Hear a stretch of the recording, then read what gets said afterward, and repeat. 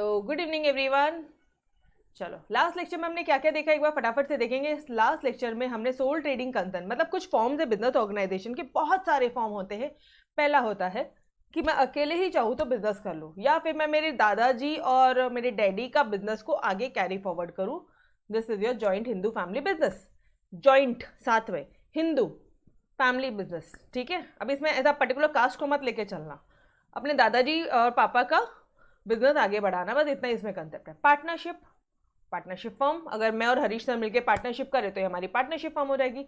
Limited liability partnership, ये थोड़ा आपकी कंपनी का फॉर्मेट है, इसमें एक एलएलपी एक्ट बनाया हुआ है, वो एक्ट फॉलो करना है। थोड़ा सा यहाँ पे ना कंपनी के फीचर्स आ जाता है, ये मैं आपको बाद में बताऊंगी। फिर कोऑपरेटिव सोसाइटी, ये हमने अच्छी तरह से देखा था चैप्टर नंबर 1 में कि गाइस कोऑपरेटिव सोसाइटी होती क्या है, इधर इसमें भी रजिस्ट्रेशन करवाना जरूरी होता है। And lastly your joint company, ठीक है। सोल ट्रेडिंग कंसर्न में हमने क्या क्या देखा कि सर जी ओल्डेस्ट फॉर्म है, सबसे पुराना फॉर्म है। कौन ओन करेगा, मैनेज करेगा, कंट्रोल करेगा? एक अकेला सिंगल पर्सन, उसको वन मैन बिजनेस, उसको सोल प्रोप्राइटरशिप, उसको सोल ट्रेडरशिप बोला जाता है, ठीक है। फीचर्स क्या क्या है? कोई सेपरेट लॉ तो नहीं है, लेकिन ये लॉज ऑफ लैंड उनको फॉलो करने होंगे। ओनरशिप एंड मैनेजमेंट में आप क्या बोलोगे? सिर्फ रेड मार्किंग देखना, रिविजन करोगे ना तो सिर्फ रेड मार्किंग, ठीक है। सोल ट्रेडिंग ओनरशिप और मैनेजमेंट कौन करेगा? वो एक अकेला owner, one and only the one owner, ठीक है। ओके, वो सोल मैनेजर भी रहेगा, वो डिसीजन मेकर भी रहेगा अपने ऑर्गेनाइजेशन का, ठीक है। ओके, प्रॉफिट एंड लॉसेस किसी के साथ भी शेयर करने की जरूरत नहीं है। आप खुद बिजनेस कर रहे हो, आप खुद ही अपने प्रॉफिट हो तुम्हारा है, लॉस हो तुम्हारा है, तुम्हें ही झेलना है। Liability, guys liability is unlimited, मतलब अपने पर्सनल, अब इंग्लिश में बोलूँगी मैं, ठीक है। ये पार्ट मैं चाहती हूँ कि आप लोग भी इंग्लिश में ही याद रखो। द पर्सन जो सोल ट्रेडर है, he will have to sell his personal asset to pay off his creditors. Done everyone? Okay. Legal status, it does not enjoy any legal status. क्यों? क्योंकि जो सोल ट्रेडर है और जो soul trading concern है वो one and the same है इन the eyes of law, ठीक है जी। फिर capital, guys capital, amount of capital contributed is very small, सबसे छोटा होता है। एक अकेला इंसान बिजनेस कर रहा है, कितना करेगा? ज़्यादा से ज़्यादा करोड़ रुपए, 5 करोड़, 10, बॉस कुछ तो कहीं हद तक तो लिमिटेशन आएगी। लेकिन वहीं उसके साथ में अगर 2 पार्टनर मिल जाते हैं या कंपनी फॉर्म हो जाती है तो तूफान वो लोग पैसा कैपिटल जनरेट कर सकते हैं, यस और नो, ठीक है। बाय योर शेयर कैपिटल के थ्रू, डिबेंचर्स के थ्रू, बैंक लोन के थ्रू, बहुत सारे तरीके हैं जहाँ पे अपन कैपिटल जनरेट कर सकते हैं। ओके, सीक्रेसी, अकेला इंसान है, मैक्सिमम सीक्रेसी, किसी के साथ कुछ भी शेयर नहीं करना, ना इधर ना उधर, ठीक है। ओके ना अनसुटेबल, अनसुटेबल में क्या बोलोगे? कई लिमिटेड फंड्स होते हैं, मैनेजर स्किल भी लिमिटेड होती है, तो ये नॉट सुटेबल है, लार्ज स्केल बिजनेस स्केल है। Done everyone?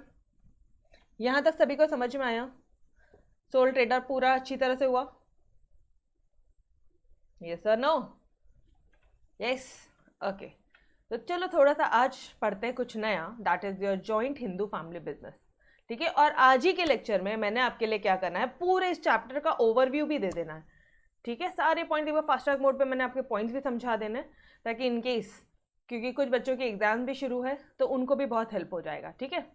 Okay, joint Hindu family business, joint साथ में Hindu family business. Okay, when a joint undivided when a hindu undivided family, जब कोई भी एक हिंदू अनडिवाइडेड मतलब कंबाइंड फैमिली बोलते हैं ना, अपन बोलते हैं जॉइंट फैमिली, कंबाइंड फैमिली, वो कोई भी बिजनेस करती है, इनहेरिटेड, जो इनहेरिटेड है bye it as per Hindu law. Inherited by it मतलब जैसे कई बार आपने देखा होगा ज्वेलरी की जो शॉप, ज्वेलरी की जो, मान लो जैसे हमारी एग्जाम्पल ले लो, ठीक है। जो मेरे दादाजी है, उनके पापा और उनके भी पापा के टाइम से they were involve into jewellery business, gold की ज्वेलरीज का बिजनेस था, ठीक है। तो सेम चीज़ मेरे दादाजी ने भी इंक्वायर किया, ठीक है, इनहेरिट किया। मेरे डैडी ने भी वो चीज़ इनहेरिट किया। इनहेरिट किया मतलब विरासत में, समझ में आ रहा है एवरीवन? गाइस पास ऑन होता है ना, आपके डैडी का प्रॉपर्टी आप पे पास ऑन होगा ना, ये नज़र नहीं रखना है, ठीक है। बट एक बता रही हूँ इनहेरिटेंस मतलब क्या होता है, clear? Okay, but as per Hindu law, but guys seriously आज की जनरेशन इतनी तोड़ है, वो सीधा बोलती है कि कुछ नहीं चाहिए, आप आपका एंजॉय करो, हम हमारा देखेंगे, हम हमारी मेहनत करके हम हमारी प्रॉपर्टीज खुद इकट्ठा करेंगे। सीरियसली हाँ, मतलब बहुत सारे लोगों की पॉइंट ऑफ व्यू सुने, और कुछ हद तक आपको पता है क्या, लोग बिलीव ही नहीं करते हैं कि प्रॉपर्टीज लेना चाहिए। In fact in cities like Mumbai, Pune, Delhi, Kolkata, they like कि भाई उतना पैसा प्रॉपर्टी ले ले, घर ले ले, उससे बेटर है बिजनेस खड़ा कर ले।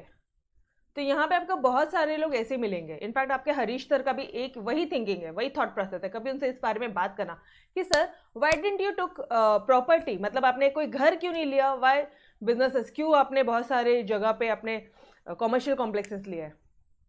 ठीक है, तो ये एक न्यू जनरेशन की थिंकिंग है, तो ये जस्ट मैंने आपको पास ऑन करनी है, क्योंकि हो सकता है अगर आपको किसी ने नहीं बताया तो हमारा फर्ज बनता है यार आपको बताने का कि ये मेंटालिटी के साथ ही आगे बढ़ना है लाइफ में।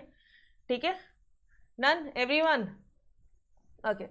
तो अब आ जाओ टेक्स्ट बुक की बातें। When a Hindu undivided family, undivided family मतलब तुम्हारे चाचा जी, तुम्हारे पापा, तुम्हारे छोटे चाचा जी सब मिलके साथ में रह रहे हैं और वो आपके दादाजी का जो बिजनेस है उसको आगे बढ़ा रहे हैं। Conduct business inherited by it as per Hindu law is called as joint Hindu family business, इसी को ही बोलते हैं। आपके डैडी, चाचा जी लोग जितने भी हैं, वो अगर आपके दादाजी के जो बिजनेस है उसको आगे बढ़ा रहे हैं, या आप उनके बिजनेस को आगे बढ़ा रहे हो, तो ये हो जाएगा joint Hindu family business. Done. It exist only in India, वो एक सॉन्ग है ना, तो it exist only in India, सिर्फ और सिर्फ आपको भारत पे ही देखने मिलेगा, बाकी कहीं देखने नहीं मिलेगा। ठीक है, एंड येस इसके लिए भी एक एक्ट है, बताती हूँ मैं। ठीक है, हिंदू सक्सेशन एक्ट है, बताती हूँ, आने वाला है आगे। Now features of joint Hindu family business, क्या फीचर्स है कई, इसके फीचर्स थोड़े से अपन खुद से सोचे, क्या खुद से सोचते हैं। ठीक है, अगर उसमें से मिलते जुलते आंसर्स रहेंगे तो अच्छा ना, वो पार्ट तो रट्टा मारने की जरूरत ही नहीं है। Joint Hindu family business, JHFB short में लिख रही हूँ आपको। ठीक है, नोट्स में भी आपको इस तरह से मिलेगा। ओके, इसका फंडा तो समझ में आ गया कि अपने दादाजी का बिजनेस अपन कर रहे हैं। ओके, मुझे एक बात बताना, तुम्हारे पापा बिजनेस संभाल रहे हैं, वो पूरा बिजनेस तुम्हारे चाचा जी लोग भी है, डैडी भी है आपके, तो आपके डैडी क्योंकि बड़े हैं वो बिजनेस संभाल रहे हैं, तो उन्हें क्या बोलेंगे हम लोग, कर्ता, और बाकी लोग कौन हो जाएंगे, को पार्टनर्स। कौन हो जाएंगे बाकी लोग, को पार्टनर्स। अच्छा मुझे एक बात बताओ ना, जैसे सोल ट्रेडर में एक ही बंदा है, तो यहाँ पे कितने बंदे हो सकते हैं, अनलिमिटेड मेंबर्स हो सकते हैं यहाँ पे, अनलिमिटेड। कैसे, अरे मान लो एक और बाबू घर में हुआ है, ठीक है, एक और चुन्नू मुन्नू घर में हुआ है, तो ये दोनों भी ना इसके मेंबर्स हो जाएंगे। जैसे हरीश सर के घर में अभी चुन्नू मुन्नू है, तो वो जो चुन्नू मुन्नू है वो उनके मेंबर्स हो जाएंगे, by birth only they become members, मतलब बर्थ के साथ एक मेंबर एड ऑन हो जाएगा, अगर किसी की डेथ हो गई तो वो मेंबर हट जाएगा। समझ में आ रहा है? These are your some basic concepts. Done everyone?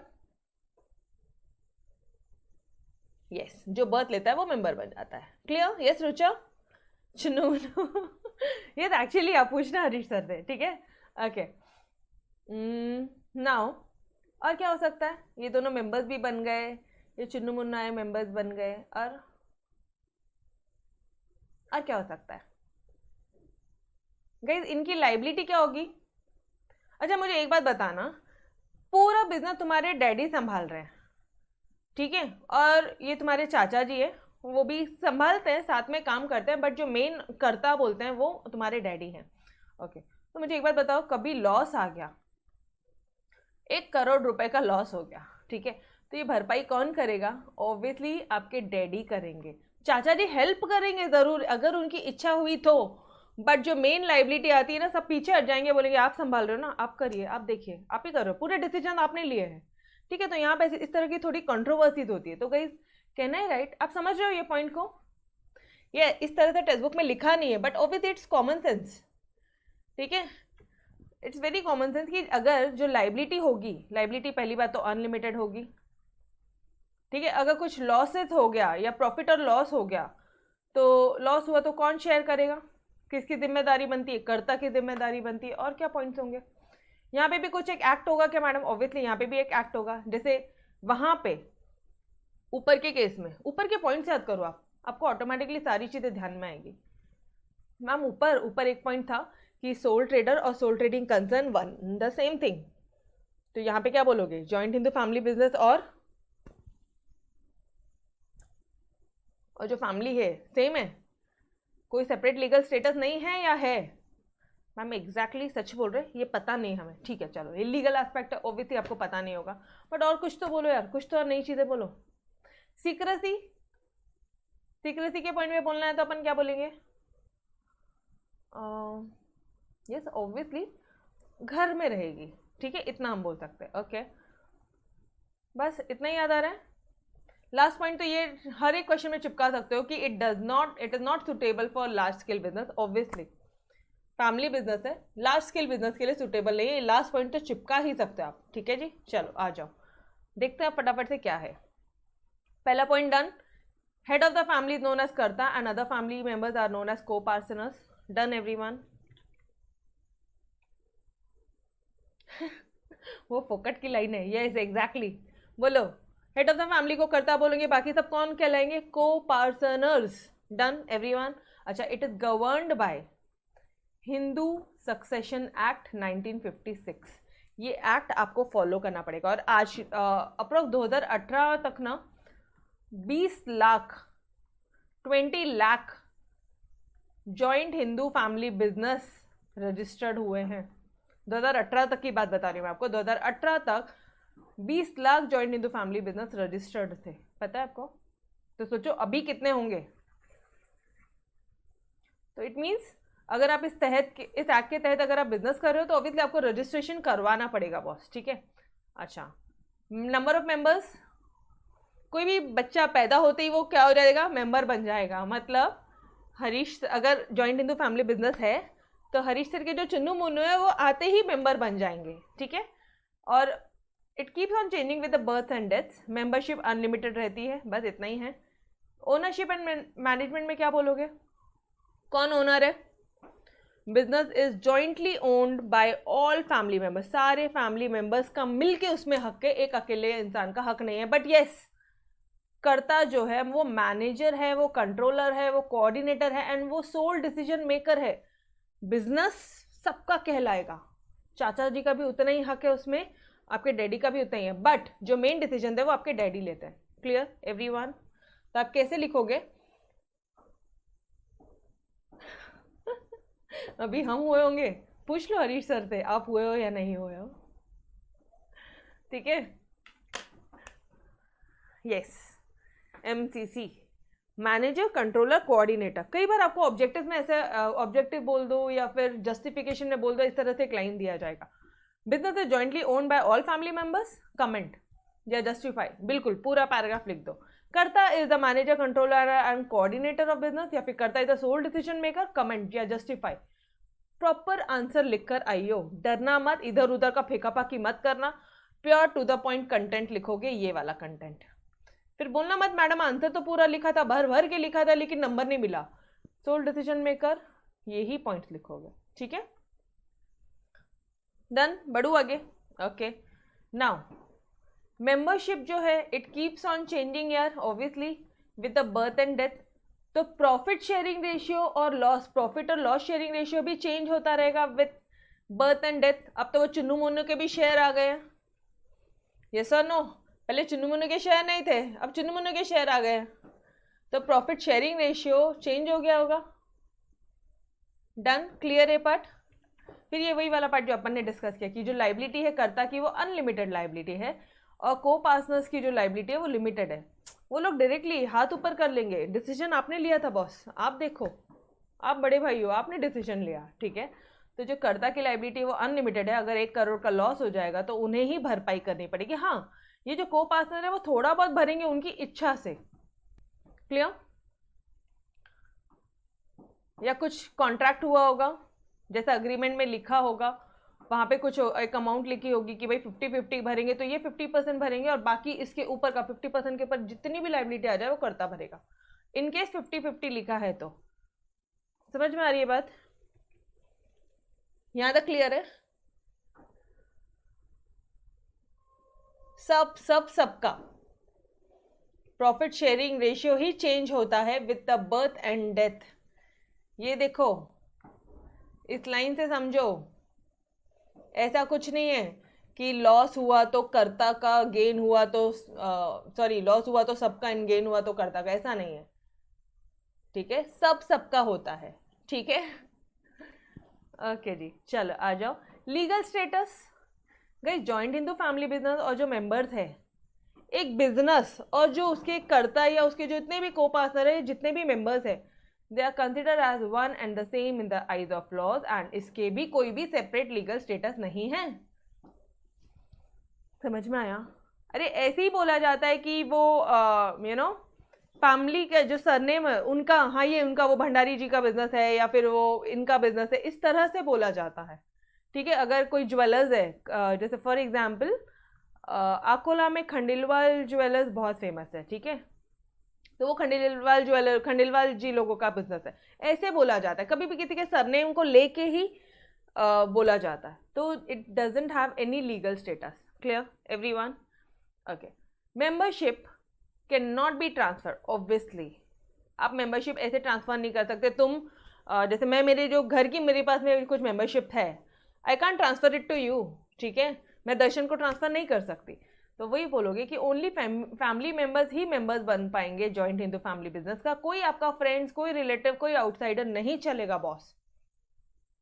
यहाँ तक क्लियर है? यहीं तक तुम्हारे टेक्स्ट बुक में दिया है।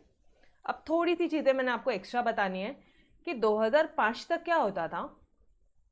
सिर्फ और सिर्फ जो देखो यहाँ तक टेक्स्ट बुक में है, ठीक है, आपको क्लियरली बता दूं मैं।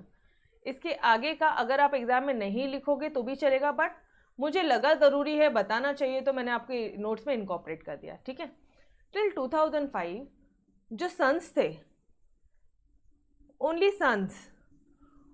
सन्स कुड बी को partner in the joint Hindu family business. सिर्फ और सिर्फ जो लड़के लोग रहते थे ना, उन्हीं को ही हम लोग को पार्टनर बनाते थे। मतलब ऐसे बोला जाता था कि लड़कियों का कोई अधिकार नहीं है। ठीक है, ऐसा होता था 2005 तक। लेकिन हिंदू सक्सेशन अमेंडमेंट एक्ट 2005 के आते ही, कौन सा एक्ट वापस से बोलेंगे, हिंदू सक्सेस कर रहे हो आप, अब आपके दादाजी का जो बिजनेस है उसको सक्सेशन कर रहे हो, तो हिंदू सक्सेशन अमेंडमेंट एक्ट, एक अमेंडमेंट हुआ है एक्ट में। अमेंडमेंट मतलब डियर, अमेंडमेंट मतलब कुछ चेंजेस लाए। अमेंडमेंट मतलब क्या होता है, चेंजेस होता है। ठीक है, तो ये जो एक्ट है, इन्होंने कुछ चेंजेस लाए हैं। They gave equal rights to daughters to become co partner. अब लड़कियां भी को पार्टनर बनेगी, and this was a major step toward gender equality. अभी कई बार ऐसा बोला जाता है कि प्रॉपर्टी पे लड़कियों का भी उतना ही हक है जितना लड़कों का है। सुना है कभी ये डायलॉग? सुना है? यस, वाशिम में भी है। ओके, सुना है कभी लड़कियों का भी उतना ही हक होता है जितना बॉयज़ का है प्रॉपर्टीज में? मतलब इवन इफ लड़कियां शादी होके गई तो भी लाइक मेरा हक होगा मेरे मॉम डैड की प्रॉपर्टीज पे, ऐसा बोला जाता है। ठीक है, और नाउ इट डिपेंड्स कि लड़कियां ले या ना ले, इट डिपेंड्स करता है। ठीक है, कुछ छोड़ देते कि नहीं यार ठीक है, बहुत है हमारे पास में, हम कर लेंगे हमारा, तो समा लाइक वेरी इगोइस्टिक, कुछ नहीं चाहिए, लाइक मेरी मम्मा ही वैसी हैं। ठीक है, तो this is a major step toward gender equality. But ज़रूरी था ये स्टेप लाना, बिकॉज क्या होता था, एक ऐसा माइंडसेट होता था, इसके पीछे स्टोरी ऐसी होती थी कि लड़की जो जिस घर से आई है, मान लो वो बहुत रिच घर से है, ठीक है, और उसकी शादी हो जाती है एक बहुत ही नॉर्मल से घर में, तो गई उसके मॉम डैड के पास में इतना पैसा है, बट सिर्फ और सिर्फ लड़के ही बनेंगे। अब लड़का नहीं है ये बंदी को, कोई लड़का नहीं, मतलब कोई भाई नहीं है, वो जो बंदी है, ठीक है, इसको कोई भी भाई नहीं है, तो उसके जो मॉम डैड है ना, वो किसी लड़के को ही देना है, तो वो चाचा जी के लड़के को देते, तो वो अलग हो जाता था थोड़ा, क्योंकि अपनी बच्ची को छोड़ के आप किसी और को दे रहे हो। समझ में आ रहा है? किसी और को देते थे, वो लड़कों को दिया जाता था पहले, उन्हीं को पार्टनर बनाया जाता था। तो इसलिए ये एक्ट लाया गया, क्योंकि यार आपने 20 ईयर्स यहाँ पे 20 और 30 ईयर्स, आज की डेट में 30 ईयर्स के पहले किसी की शादी नहीं होती है। 28, 29, 30 it's a normal age in today's generation, अपनी लाइफ में। ठीक है, अपना जनरेशन की बात बता रही हूँ आपको।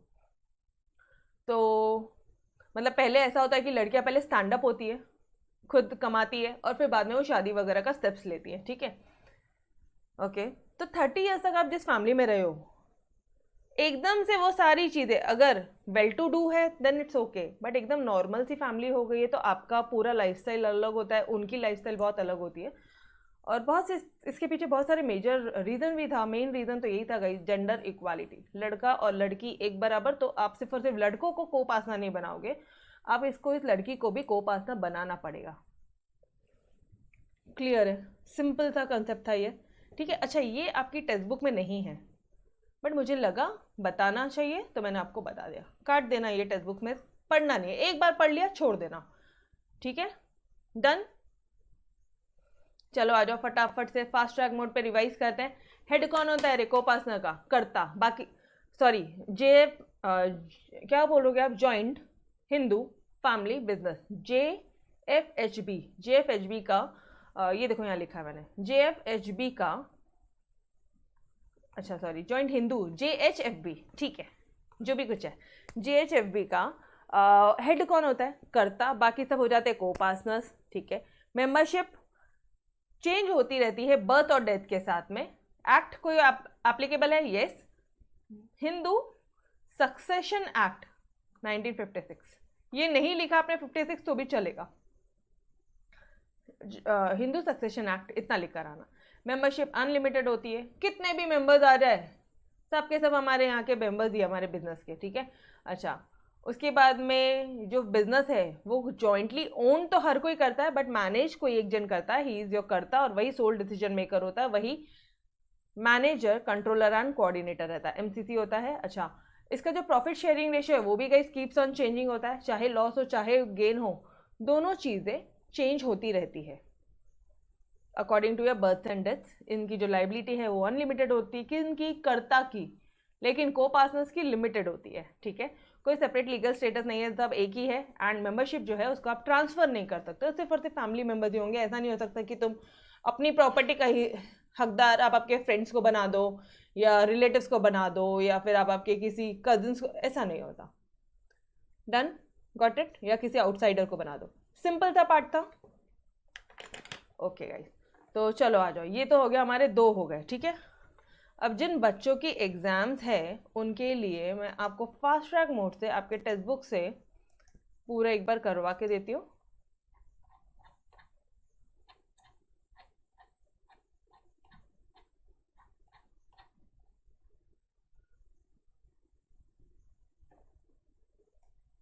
ये देखो आपके टेक्स्ट बुक में भी सेम है, ये आपने कर लिया, ये भी कर लिया। पार्टनरशिप फर्म क्या होता है डियर? पार्टनरशिप फर्म क्या होता है? अब ध्यान से डियर, 100% फोकस एंड एकदम शॉर्ट में, पूरा रामायण कहानी के साथ ही, बट मेन कंसेप्ट को मैं यहाँ पे आपको अंडरलाइन करके दूंगी।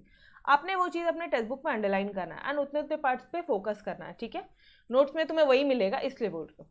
द बिजनेस से जो भी बिजनेस ऑर्गेनाइजेशन होता है, अब हम लोग बात करें पार्टनरशिप फर्म की, तो जो भी बिजनेस ऑर्गेनाइजेशन होता है वो ओन्ड, मैनेज एंड कंट्रोल होता है by 2 or more persons, it's called partnership firm. अच्छा guys, just give me a second.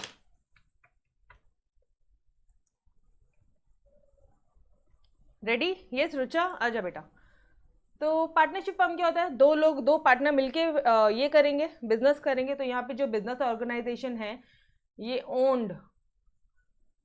Owned, manage, control. सुनना, हर एक जगह पे अलग अलग करने की जरूरत नहीं, अपने मन से बोल दे। मैनेज और कंट्रोल कौन करेगा? 2 या 2 से ज़्यादा पर्सन्स करेंगे, ठीक है। महाराष्ट्र में रजिस्ट्रेशन, पार्टनरशिप फर्म का रजिस्ट्रेशन कंपलसरी होता है, ठीक है। और मान लो जैसे ये 2 पार्टनर्स है, like me and Harish sir is partner, ठीक है। हम लोग ये ओनली लेक्चर्स के पार्टनर हैं, ओनली लेक्चर्स हमने मिलकर स्टार्ट किया है, तो मी एंड हरीश सर, तो हम दोनों कौन हो गए गाइस? हम लोग बिजनेस पूरा संभाल रहे, we are the owners, so we are the partners. हम लोग कौन हो गए? पार्टनर्स हो गए। और ये जो ओनली लेक्चर है ये क्या कहलाएगा? फर्म कहलाएगा। यस और नो? ये बात सिर्फ समझ में आया, जस्ट एन एग्जाम्पल, ठीक है, जस्ट एन एग्जाम्पल, ठीक है। या फिर आप आपके साथ फ्रेंड के साथ मिलके कोई भी बिजनेस करते हो, तो जो बिजनेस फर्म है, बिजनेस ऑर्गेनाइजेशन को पार्टनरशिप फर्म बोला जाएगा और आप दोनों को पार्टनर बोला जाएगा। Clear this part? ठीक है। ये जो ऑर्गेनाइजेशन है इट इज गवर्न्ड बाय, ये जो organization it is governed by your Indian partnership act 1932। ये याद करना है, हाँ जी ये याद करना है। इंडियन पार्टनरशिप एक्ट 1932 गवर्न करता है। ये 12th स्टैंडर्ड में तुम्हें एक प्रॉपर चैप्टर है पार्टनरशिप अकाउंट्स करके, अकाउंट्स में, यहाँ नहीं, पार्टनरशिप अकाउंट्स करके एक चैप्टर है, तो वहां पे आप अच्छी तरह से पढ़ोगे। चलो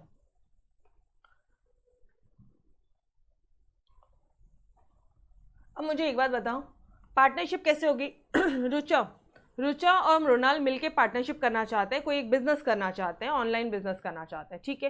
कैसे होगा? कुछ तुम्हारे बीच में अग्रीमेंट होगा, लड़ाई झगड़ा हो गया तो फिर क्या, तो इनकेस लड़ाई वड़ाई भी हो गई तो अपन सीधा वो अग्रीमेंट को लेके कोर्ट में जा सकते हैं कि सर देखो प्रॉफिट हमने 50-50 डिसाइड किया था लेकिन उसने मुझे इतना नहीं दिया, एक प्रूफ होना चाहिए।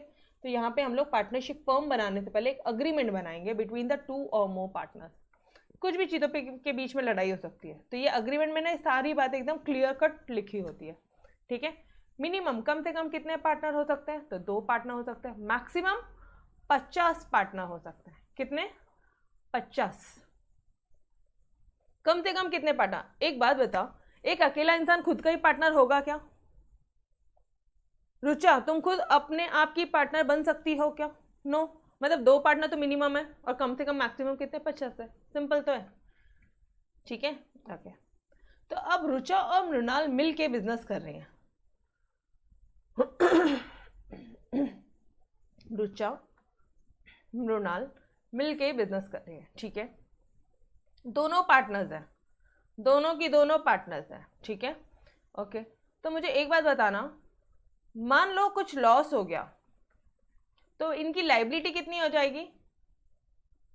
लायबिलिटी ऑफ पार्टनर्स कैसी रहेगी? क्या रुचा बोल सकती कि मैं तो सिर्फ इतना ही करूंगी पेमेंट? क्या मृणाल बोल सकती मैं सिर्फ इतना ही? ए भाई, अनलिमिटेड लायबिलिटी है, तुम दोनों पार्टनर तो तुमको पहले पकड़ेंगे, तुमको पहले पकड़ेंगे लोग, ठीक है। तो तुम्हारी लायबिलिटी क्या होगी? अनलिमिटेड। और हाँ, obviously joint and several. Joint and several मतलब, जॉइंट मतलब एक साथ, एंड सेपरेटली मतलब अलग अलग। मतलब तुम्हारी एक साथ मान कुछ लायबिलिटी होगी जो एक साथ होगी और कुछ लायबिलिटी ऐसी होगी जो अलग अलग होगी। मतलब फॉर एग्जाम्पल मैम, इतना समझो कि जैसे मान ले 50 लाख रुपए का ना इन लोग ने नुकसान कर दिया, ठीक है। दर्शन का 50 लाख रुपीस का इन्होंने लॉस कर दिया। अब दर्शन आए मांगने के लिए, भाई पैसा निकालो, तो इनके अग्रीमेंट में लिखा था, इनके अग्रीमेंट में लिखा था कि 50-50% हम शेयर करेंगे, ठीक है। तो 25 लाख रुचा ने शेयर किया, 25 लाख मृणाल ने शेयर किया। ये हो गया तुम्हारा सेवरल, अलग अलग लेकिन जॉइंटली मिलके, साथ में मिलके इन्होंने पेमेंट किया है। समझ में आ रहा है? Got it? समझ में आ रहा है? जॉइंट एंड सेवरल मतलब क्या? सेवरल मतलब सेपरेटली डन। ओके, कैपिटल कौन कंट्रीब्यूट करेगा? ऑब्वियसली पार्टनर्स करेंगे। क्या partnership firm does not enjoy separate legal status? Obviously partnership firm does not enjoy separate legal status. Is it correct dear? Separate legal status नहीं होता है क्या partnership firm का? मेरे को एक बात बताओ, कौन सा लीगल स्टेटस? 2 ही पार्टनर है, मृणाल और रुचा। कुछ होगा किसको पकड़ेंगे? पार्टनरशिप फर्म के नाम पे जाएंगे? क्या ये दोनों हट सकते हैं? बाजू हट सकते हैं कि नहीं फर्म को पकड़ो, मेरी कोई गलती नहीं है, ये 50 लाख का लॉस हुआ, हमारी कोई गलती नहीं है, तुम लोग फर्म को पकड़ो। ए भाई, फर्म तुम दोनों की ही है, किसको उल्लू बना रहे हो? तो it does not have separate legal status. हमेशा ध्यान रखना, ये जो छोटी छोटी ऑर्गेनाइजेशन होती है ना, इसके सेपरेट लीगल स्टेटस नहीं होते। सोल ट्रेडरशिप, क्या उसका सेपरेट लीगल स्टेटस था? नहीं था। जॉइंट हिंदू फैमिली बिजनेस, क्या उसका सेपरेट लीगल स्टेटस था? मतलब can you skip by saying कि भाई हमारी कोई गलती नहीं है, ये लॉस तुम किसी और वो फर्म से रिकवर करो, वो जॉइंट हिंदू फैमिली बिजनेस से रिकवर करो, या फिर वो किराना शॉप से रिकवर करो? कैन यू से कि तुम वो पार्टनरशिप फर्म से रिकवर करो? बोलो, वी कांट से। क्लियर है? इसका मतलब है कि कोई भी सेपरेट लीगल स्टेटस नहीं होता है। Now clear? ये लाइन का मतलब समझा एवरीवन?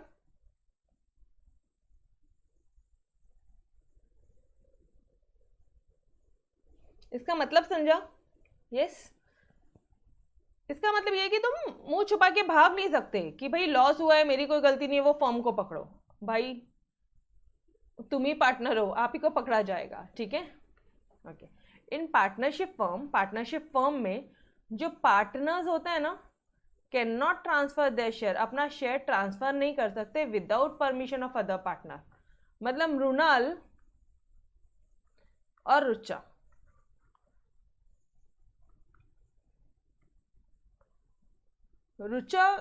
की सिस्टर है सुचा, ठीक है। तुम रुचा ये नहीं बोल सकती कि भाई मैं, मेरा जितना भी कुछ है ना आज से सब सुचा संभालेगी। ए भाई, किससे पूछ के? मृणाल चिल्लाएगी नहीं रुचा तेरे नाम पे, थोड़ा तो सोच, उड़ा देगी तेरे को बंदूक से। मतलब किससे पूछ के आप ऐसे कर रहे हो? मुझे एटलीस्ट बताओगे भी नहीं, क्योंकि अपन दोनों पार्टनर्स हैं।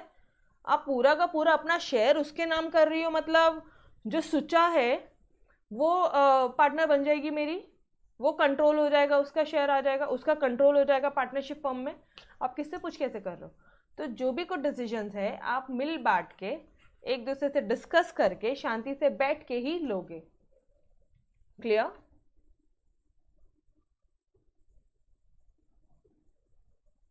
Done.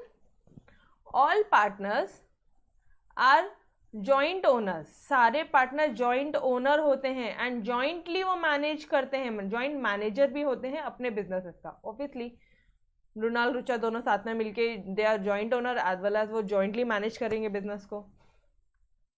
No separate ownership and management in partnership firm, same point है। ओनरशिप और मैनेजमेंट अलग अलग नहीं है, सेम ही है। ओनर भी रुचा और ये दो ही है, मृणाल और रुचा ही है, और इनका मैनेजमेंट भी मृणाल और रुचा ही करते हैं। डन। पार्टनर्स, ध्यान से the most important point, partners share करते हैं profit and losses in the agreed ratio as mention in partnership deed. Madam अब ये डीड क्या होती है? जो तुमने ऊपर में अग्रीमेंट बनाया था ना, वही अग्रीमेंट अगर रिटर्न हो जाएगा, ठीक है, वो रजिस्टर्ड हो जाएगा, तो वो पार्टनरशिप डीड कहलाएगी। समझ में आया? कब कोई एग्रीमेंट डीड कहलाती है? कोई भी एक एग्रीमेंट डीड कब कहलाती है डियर? जब वो एग्रीमेंट रिटर्न होता है, ओरल नहीं। हाँ चल, अपन दोनों मिलके पार्टनरशिप करते हैं, तो ओरल ही नहीं है, रिटर्न होना चाहिए, कानूनन सही होना चाहिए, रजिस्टर्ड होना चाहिए महाराष्ट्र स्टेट में। अच्छा, ये एक चीज़ हमेशा ध्यान रखना, आपको ऑब्जेक्टिव्स में यहाँ से 2 से 3 क्वेश्चन आ सकते हैं कि महाराष्ट्र स्टेट में कंपलसरी रजिस्ट्रेशन होना ज़रूरी है। Registration is compulsory in Maharashtra, underline कर। कौन गवर्न करता है? इंडियन पार्टनरशिप एक्ट 1932 गवर्न करता है। कितने पार्टनर मिनिमम चाहिए? 2, और मैक्सिमम कितने? 50। लाइबिलिटी अनलिमिटेड, कोई सेपरेट लीगल स्टेटस नहीं होता, सब एक ही है, ओनरशिप भी यही है, मैनेजमेंट भी यही है, कोई किसी को ट्रांसफर नहीं कर सकता without the concern of other partner. ठीक है, ये पॉइंट समझा? आप यहाँ पे पार्टनरशिप शेयर नहीं करोगे, एग्रीमेंट बनाना जरूरी है, लाइबिलिटी अनलिमिटेड होनी चाहिए, कैपिटल कौन? ऑब्वियसली पार्टनर्स ही है, तो पार्टनर्स ही कंट्रीब्यूट करेंगे, वो जॉइंटली ओनर भी है, वो जॉइंटली मैनेज भी करते हैं, ओनरशिप मैनेजमेंट एक ही है। प्रॉफिट और शेयर, प्रॉफिट और लॉस अग्रीड रेशियो के हिसाब से हम लोग यहाँ पे डिस्कस करेंगे। Done everyone? क्लियर है?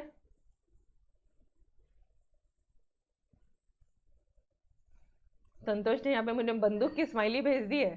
संतोष चलो आ जाओ, ये क्लियर है?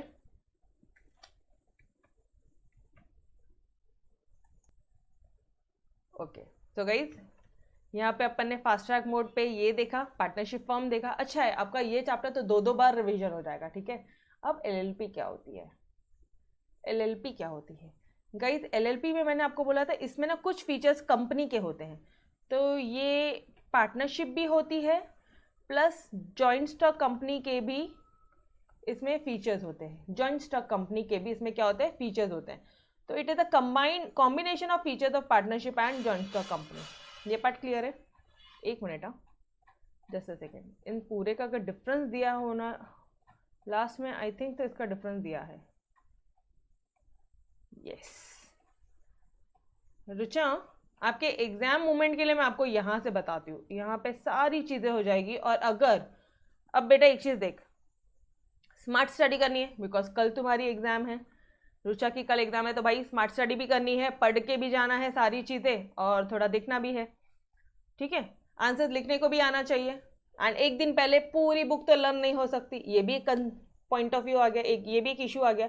तो Rucha, I will suggest you one thing, सारे फॉर्म्स ऑफ ऑर्गेनाइजेशन है, यहां से पढ़ ले बस। देख फटाफट से देख इधर, मीनिंग देख फटाफट से। सोल ट्रेडिंग कंसर्न जो अपन ने पढ़ा वही है या नहीं है वो बताना। A business organization is own and control by one person, वही है। Registration not necessary. Sole trading concern में मिनिमम भी वन, मैक्सिमम भी वन ही होगा। अनलिमिटेड लाइबिलिटी होती है सोल ट्रेडर की। लैक ऑफ स्टेबिलिटी होती है ऑब्वियसली, क्योंकि एक अकेला इंसान बिजनेस कर रहा है तो स्टेबिलिटी में डामाडोल हो सकता है। लॉस हो गया तो गए अपन, या फिर डेथ हो गया तो बिजनेस ही गया। इंसॉल्वेंसी मतलब दिवाला निकल गया, लॉस हो गया तो अपन नहीं रहे। ठीक है। कैपिटल कंपैरेटिवली लिमिटेड कैपिटल होता है ऑब्वियसली, एक अकेला इंसान कितना कैपिटल लगाएगा, तो लिमिटेड कैपिटल होता है। मैक्सिमम बिजनेस सीक्रेसी होती है। Clear this part. उसके बाद में a soul trader alone is responsible for the management, वो अकेला इंसान ही ओनर भी है, वही मैनेजमेंट भी करेगा। कंपनी के केस में ऐसा नहीं होता है। ये पॉइंट क्यों है पता है? कंपनी में ओनर्स अलग होते हैं और मैनेजमेंट कमिटी अलग होती है, तो यहाँ पे ऐसा है, यहाँ पे हम ही ओनर है और हम ही मैनेजमेंट है। And there is no government control over working, government का कोई हस्तक्षेप नहीं है, जो करना है कर। कहीं से गुड्स लाना है और जो बेचना है वो बेच, कोई रोक टोक नहीं करेगा। यस बोलो क्लियर? सब सेम है? 9 के 9 पॉइंट पूरे एग्जैक्टली सेम थे? यस और नो? ठीक है। बस अभी कल एग्जाम में बेटा, तो इसलिए बोल रही हूँ अभी इतना आप पढ़ के जाओ, ठीक है, तो आपका कुछ भी छूटेगा नहीं, मिस आउट नहीं होगा और आप पेपर भी अच्छी तरह से कंप्लीट करो। और फर्स्ट एंड फॉरमोस्ट थिंग आपको लर्न होगा, ठीक है। अदरवाइज पूरा पांचों जब पढ़ोगे ना तो आप कंफ्यूज हो जाओगे कि किस में क्या था किस में क्या नहीं था। और एनीवेज अपन ने 3 चीजें कंप्लीट कर ली, ये 3 हो गई अपनी, सिर्फ 2 ही बची है, वो भी मैं आपको करवा देती। तीनों, ये भी तीनों वापस से करवा रही हूँ और ये 2 भी करवा दूंगी, ठीक है। ओके गाइज, ये लेक्चर अभी एंड हो जाएगा, तो अपन नेक्स्ट लेक्चर में ये फिर से कंटिन्यू करते हैं, ठीक है। ओके चलो, bye bye everyone, take care.